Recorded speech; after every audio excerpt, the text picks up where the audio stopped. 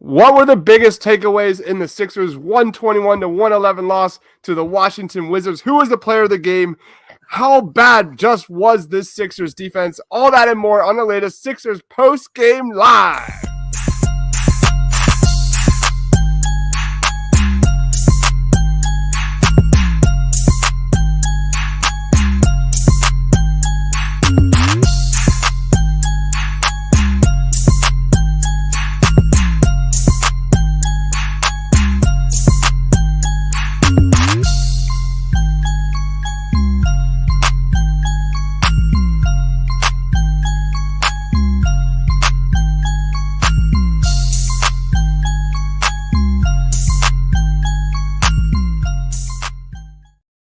What is going on, everybody? Welcome to Sixers Postgame Live. This is also a Phillies watch party.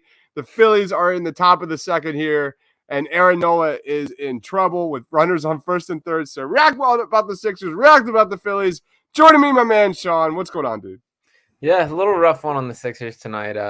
Hate to see it. I mean, the Phillies are obviously the story of the night, so I guess if we got to lose one of the two, we'll definitely take that trade, but a frustrating one nonetheless.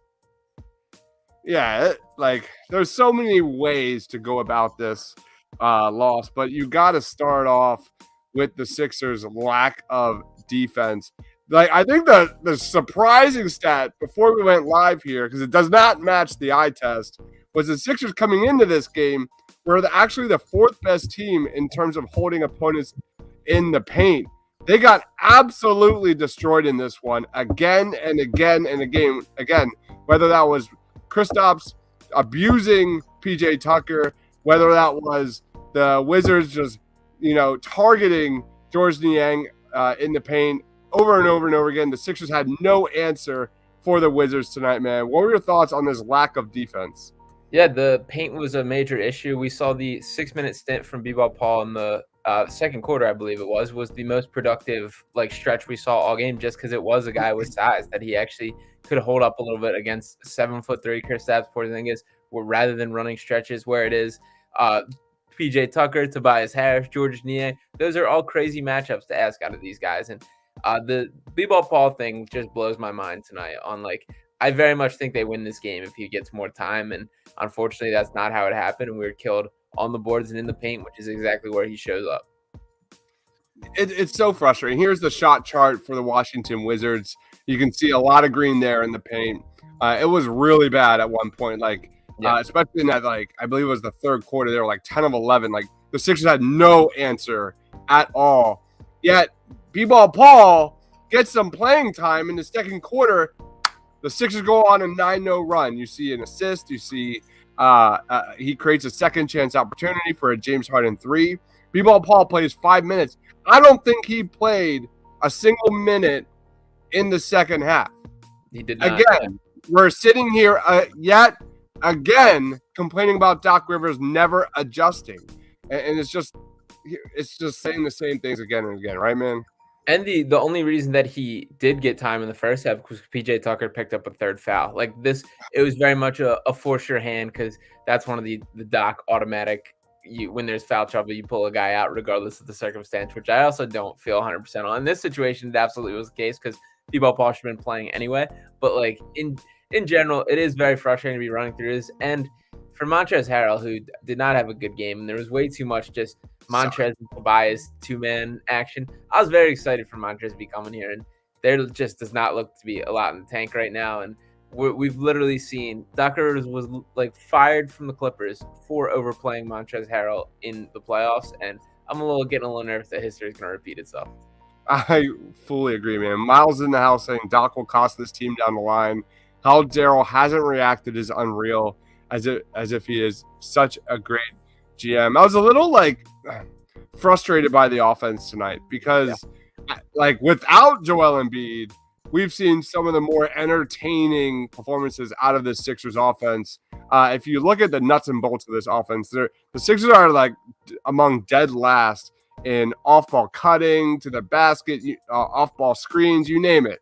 It is a super, super heavy ISO offense. And there were times in this game that I was just shaking my head. there was one segment where Tobias Harris had back-to-back post ups. There was a time in this game when Tobias Harris had just as many shot attempts as Tyrese Maxey, which is an absolute obscene thing for a coach to do. Like, I did not like the flow of this offense whatsoever. I thought guys did have open shots. Harden should have had way more assists tonight, but the offense was just clunky, man. And I think if there was like one takeaway offensively from this game, other than like Tyrese Maxey being amazing, was I think they really missed De'Anthony Melton tonight. I think he is like such a low-key, underrated anchor on this team. Coming into this game, he was 13th best in deflections per 36 minutes. He was tied for 4th in the league in steals per 36, number 1 in steal percentage. Looking really nice with Harden and Maxey, especially in that role where he can kind of roll to the basket in the pick and roll with James Harden and find open shooters on the perimeter. And they put Matisse Thybulle in that role a little bit tonight, and it did not look good. But same thoughts? Yeah, and what you mentioned about Melton, the reason that I think he's so key is like he's just an all-around guy. He can do a little bit of everything. I do really think that they've found something in using Melton as a screen and roll guy and using the short roll where he can kick out to the corners. I really like the way that looks, kind of in the Bruce Brown role, which we've talked about on here. And also kind of what we were just saying about the offense in general. It, like you said, it didn't feel as fun. Like there wasn't as much like running gun tonight. Like it felt like everything was too clunky. The pace was not as high. Like that's kind of what I'm hoping for the small ball kind of contrast to the Joel Embiid style is pick up the pace. Let's run fast breaking. They started out doing it, and I felt like it fell off pretty quickly tonight. And I'm sure some of that was conscious on the Wizards. Obviously, they played this same team 2 nights ago, so it's kind of has something to do with that. But either way, it just wasn't as smooth or wasn't hitting as nice, which is a shame because I think both Harden and Maxey played pretty well overall. I agree. We'll get into Maxey and Harden very soon. Here is the Sixers shot chart tonight. Again, struggled mightily inside the paint. Like a game where you shoot 52+% from 3 and you lose pretty easily. And with that defense, it's kind of a frustrating game. I know no Embiid, but this is a game you probably should have won when you shoot that well from 3. It's just extremely frustrating. Miles says, reminded me of last year when Giannis scored 17 straight on Paul Millsap. Did. Yeah. RJ, what's going on, RJ? Says Daniel House is so bad.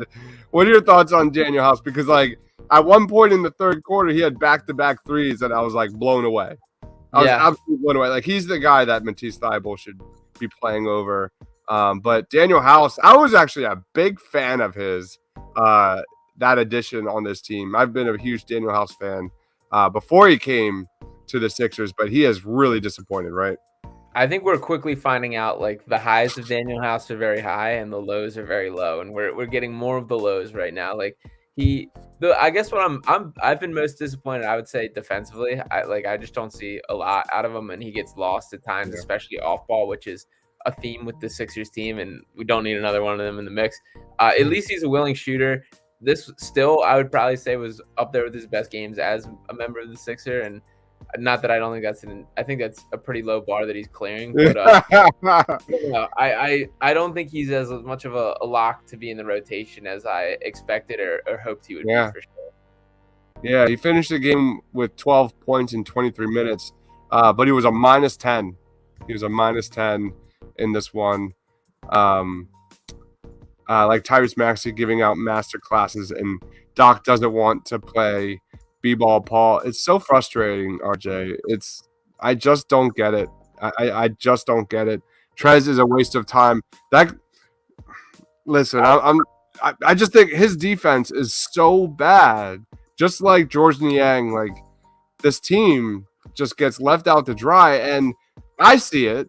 I'm sure 1,000 other people see how this team just gets eaten alive defensively. Even though I will say Trez did have a couple of nice defensive plays last game against the Wizards, but like Doc has to be quicker with his decision-making team and adjust.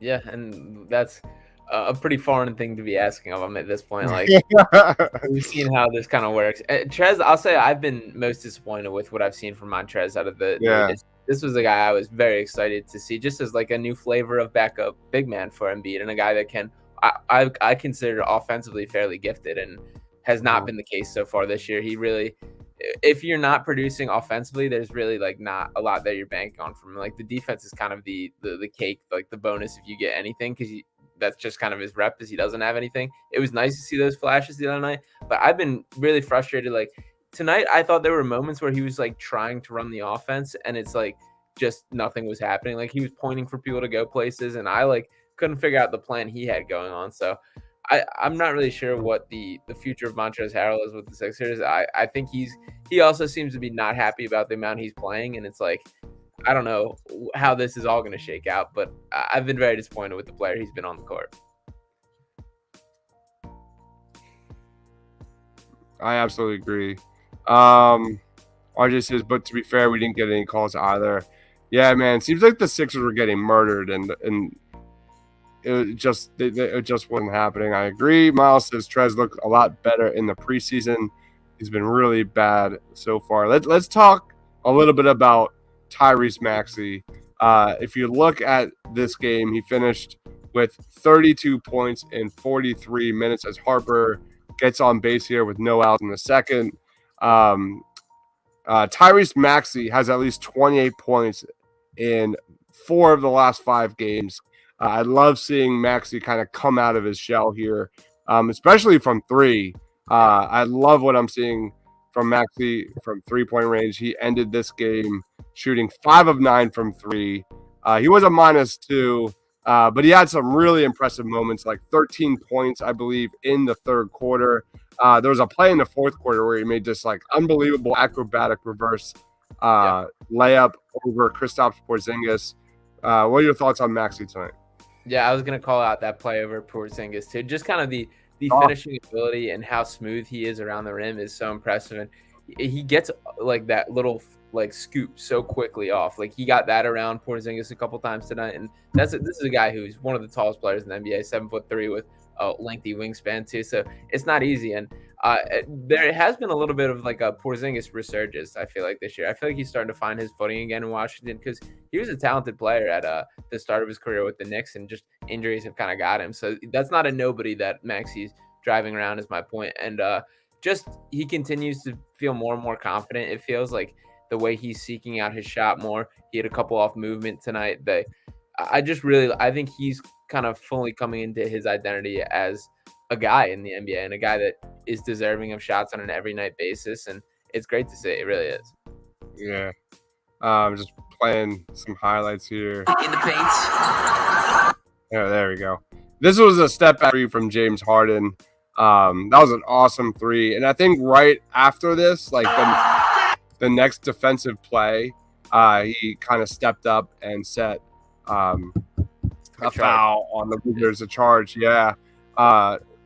James Harden finished this one with 24 points, 10 assists. You could have easily added like 6 or 7 more assists to this, because I thought he was finding guys. They just were not hitting them. Thoughts on James Harden? Yeah, I thought he was good. Battled a little bit of injury stuff today. I'm not exactly sure what happened, but looked like he went down grabbing his leg, or looked like he went needed something happened earlier. Then he went to the locker room with his right shoe off. So not sure exactly who he was battling, but I thought he played like he wanted to win tonight. Did it a little bit on both sides of the floor, like you mentioned, which is nice to see from him. There is something about that like step back 3 that just gets the crowd going too. Like that shot there just lit everyone on fire. So I thought he had a very good game overall. And I wish, like, I don't want to say I wish he took control of the offense more, because I thought he did a pretty good job, but it felt like the Harden's boys, like the guys that came to surround him, weren't exactly clicking with him in the same way that I think we've seen in other non-Joel Embiid games. Yeah, I definitely agree. I think a big piece of that was also, what's-your-face, De'Anthony Melton again, not having his running mate there. I thought their chemistry has gotten better over these last few games. Where do we go from here, man? I'll throw it to you. Anything else you want to touch on before we head into this Phillies game? Yeah, my biggest takeaway is still the Doc Rivers B-ball Paul frustration. I know we're gonna be put against the table, but this is one of those games that got me just because I thought it was so crystal clear that he deserved a chance tonight based on the size the Wizard have. And then when getting a chance, I thought he looked very good. His literal first possession was he tipped out an offensive rebound right to James Harden, who hit a three, followed up with a dunk the next time down the court. And it's like, I don't know what this guy can do anymore to get on the court. It's just about it happening. I don't expect it to, but I do think it costs us a game tonight. It's so frustrating, man. Q says, when will it end? And let's look at the box score real quick again.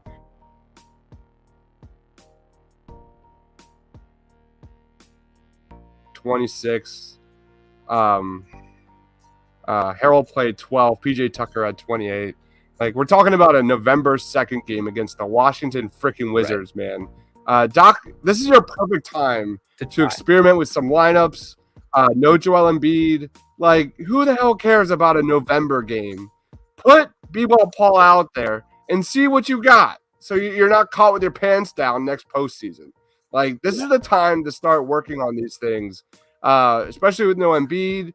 You can, I know like that pick and roll has to get better with B-Ball Paul and James Harden, but this is the time to work on these things, and I just don't think it's going to happen. If it hasn't happened yet, it's not going to happen anytime soon unless Daryl Morey steps in.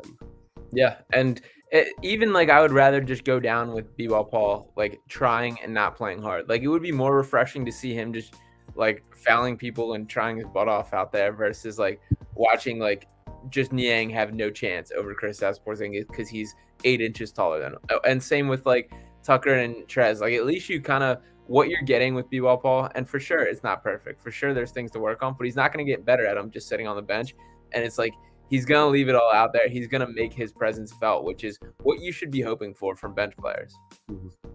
Yep. Miles says, feel like an innovative coach could really help the offense. Not enough ball or ball movement. Would love to see Quinn Snyder with the pieces we have. And then Quentin, what's going on? Quentin says, I take back my apology to Doc. I agree, man. Well, I never apologized. I'm not the biggest Doc guy. But you look at the Sixers, they got killed in the paint. 68 points by the Wizards in the paint. 68. Yet Doc just sits on his ass on that bench and does nothing. Nothing at all to do anything about it. He puts in Montrezl Harrell. Come on. Or there's nothing. That's what we talked about all preseason. Like, we want to see some creative lineups. We want to see like who fits best with who. We're not really seeing that. Other than, I will say, DeAnthony Melton has been really, really good. He's probably arguably been one of the bigger positives so far this season, man. Who's your player of the game? I'll give it to Harden for this one. I think he showed me a little something tonight. He played with a little bit of grit, a little bit of like, I liked what I saw from Harden, just leaving it all out there, playing through stuff, hitting some big shots, defending a little bit. So he showed me something tonight. Yeah, it's Maxey for me. I finally got a layup. I'll go Tyrese Maxey, 11 of 20, again, 4 of 5, at least 28 points here. Again, Joel Embiid is not playing a lot of them as Phillies get a runner in scoring position. Bryce Harper just stole second base. Here we go. Crowds are going nuts here. But it's just killing me, this B-Ball Paul thing. Paul would have deterred some of those lane points. Absolutely, dude. Absolutely, man. It's incredibly like to some extent that's all we're asking. Like if he comes in and does that directly improves the Sixers' chance of winning.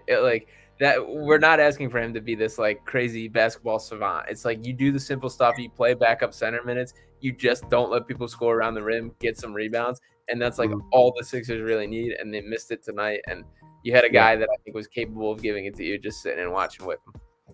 Yeah, and I think offensively they're fine too. Like the Harrell thing, like you look at kind of the Sixers offense, like they're in the top 5 in terms of open 3-pointers made. They're top 5 in open field goals made. Top 5 in true shooting percentage. Like the offense is fine. It's the defense that I'm most concerned about right now. Put in B-Ball Paul. He's infinitely more a better player than Montrezl Harrell. I just don't get it. But I feel like we're probably going to be saying this again and again and again every single night. Final thoughts, plugs. Let's wrap it up. Yeah, frustrating one. Back down below 500, 4-5 on the year now. I guess this is a point toward the Sixers do actually need Joel Embiid for all those doubting. Quentin probably cursed me out in the comments right now, but either way, they'll be back at it against the Knicks and everything else. So whatever, we'll get through this one. You guys can follow me on Twitter at Sean_Bernard1. Check out my written work on Heavy. I'm definitely gonna have a B-Ball Paul piece up after this. And check out PickSwap Media as well on YouTube, on all the socials, everything. Love it, man. Oh, I'm just dying on the inside. Yeah. All right. This is a crazy time period. We'll have a Phillies post-game show tonight. I will not be part of that. I will be sleeping. I'm old and I wake up very early. So it's one of those things where you wake up like super early and finish the game first thing in the morning. That's the best I can do. Eagles tomorrow. We've got Eagles pregame, halftime, postgame set up as well. This is just the craziest time of year for sure. No doubt about it. So thank you everyone for watching. Please hit that like button, subscribe button, all the above. If you like what you see, consider subscribing. If you want more Sixers content, check out PickSwap Media, wherever you get your content as well. Awesome Sixers content, Eagles content, you name it. We are pretty much live all over the place.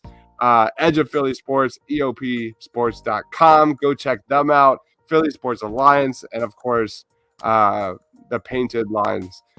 So thank you everyone for watching. We will be back. As Quentin says, trade the coach and the center. Oh my God. Yeah. Quentin's like, let it burn. We'll be back again next game. For Sean, for myself, stay awesome and go Phillies.